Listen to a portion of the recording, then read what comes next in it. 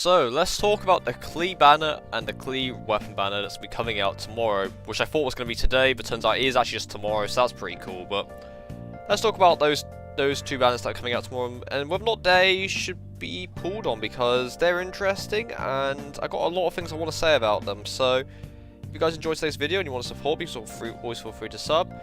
Only 4.7% of your viewers are subscribed, and if you're new or returning to the channel, we do get back guides, news, discussions, you know, anything in between. And yeah, let's get into it. So we got the Klee banner, we got Klee, obviously, that makes sense, and then we got Barbara, Sucrose, and Fischl.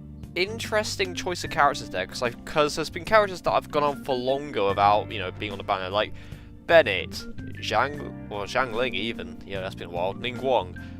But we put Barbara and Sucrose on, and Fischl. So we can talk about those three. So Barbara, she's your healer. Now she's getting a free skin in the next update, so that's pretty cool. But apart from that, you don't really use Barbara that much. A lot of people have, you know, gotten better characters by now. You probably have a Diona from 1.5. You probably have maybe even, I know, Noelle. She's pretty good. Bennett probably. You know, you got a lot of other characters. Barbara, you know, she applies Hydrate on yourself, which means you freeze a lot. So at this point in time, Barbara is kind of a meh kind of unit. I still like her though, so yeah, I'm okay with seeing a Barbara.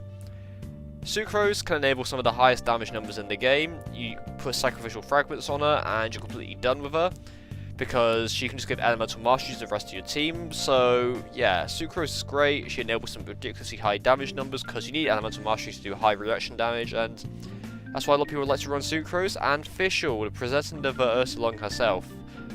She runs with the stringless, however she gets her own special bow in the weapon banner, so we'll talk about that soon. But you can run her as a main DPS, maybe Electro, you can do physical, spam build, machine gun Fischl, or hell, you can even build her as a support, which a lot of people like to do, because you can plot down Oz and then just leave the field, which is great.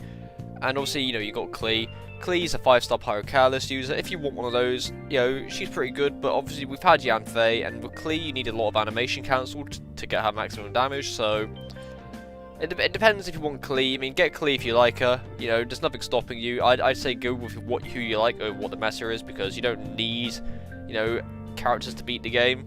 You can beat the game with the starter characters if you really want to, so if you like Klee, you like her playstyle, you like how she looks, go for Klee, you know?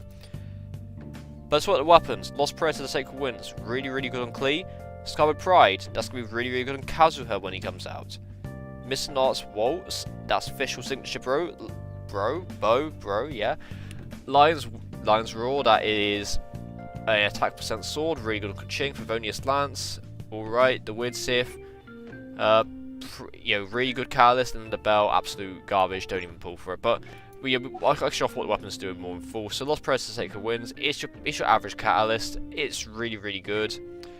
I'd say if you're going for Klee, you know, you can always go for Lost Prayer, and even if you don't get Klee, Lost Prayer is still good on Ningguang, Yanfei. It's good. They're good on mostly anyone. So I give you the thumbs up on that one. Skyward Pride, if you're going for Kazuha later on, it might be worth going for that, because Skyward Pride is actually decent. Even if you don't get Kazuha, you can still run it on Bennett, Jean, you can run it on anyone, and it's a really good support weapon. Now, Mitternachtz Waltz, you know, in full, it's a physical percent bow, which I don't know what the passive of the weapon is, but I mean, we've already got a physical damage bonus bow. You know, if you're pulling just for Mitternachtz Waltz, I'd say hold off a bit for people to get it and test it, but you could just make the compound bow, you know? But I don't know, that's just me. That's just my thought on it. The bell, absolute garbage. Why? It's dreadful. You get HP percent, which no Claymore user uses. It's got subpar base attack, and the ability is good, but like, you know, anything else is better than the bell. Just don't even bother with this weapon. Then you got the Favonius weapon of the weapon banner, because every weapon banner always has a Favonius weapon. We got the Favonius Lance. I don't have it, but it's the same passive on everything. You get energy recharge, you get some good attack, and if you get a critical hit, you get some energy for your character. It's just overall a really good weapon to have. And I'd say, you know, if you're building a support polearm user, maybe Zhang Ling, maybe, I mean, Zhongli if you want some fat energy recharge, if you really needed that, I mean, go for it, you know.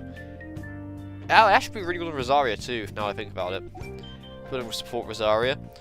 Widsith, one of my favourite weapons to have. It's got crit damage, which is, I mean, if you don't know, crit rate and crit damage are some of the highest, like most sought after stats in Genshin. And the passive, I mean, it's pretty good because you either get attack percent increase, elemental damage is great on Catalyst users since you're only doing elemental damage, or elemental mastery is also really, really good.